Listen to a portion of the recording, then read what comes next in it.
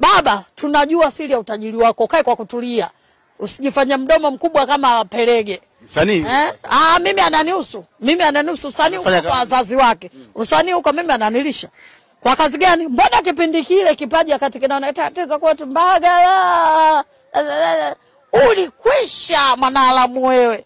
Umejipata umeenda kwenye ile, wamekupandisha juu. Sasa hivi unajiona fanyeni kazi. Kwani sisi wao tufikiri Bi Mkubwa akituita tupande juu, kwani atutoi mapela tukalipwa? Ni hivyo tu, tumekosa chance. Sijui umeelewa. Kila Tanzania pambe kabisa. Napanda kwenye jukwaa naambiwa safi tu. Kwani wewe vipi bwana, vipaji tunavyo? Sio kana tu na majina. Una kipaji gani? Natunga nyimbo utamu sana kumsifia Bi Mkubwa. Hii unacheza na mimi, mdomo nao, kipaji nacho. Ulifikiri mimi kwa kulendenda hii? Na kuimba naweza? Unaweza kututia. Naimba nitunge vipi, unanilipa babu?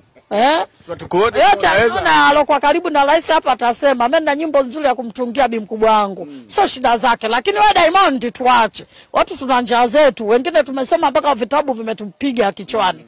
Lakini sasa hivi hatuelewi maisha tunayopitia.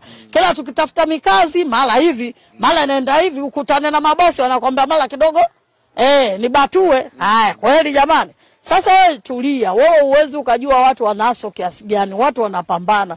Maisha ulokuwa na wewe mwingine hana. Sio kusema kwamba mvivu, sio mvivu la hasha. Watu wanapambana lakini hawapati. Watu wanapambana usiku na mchana.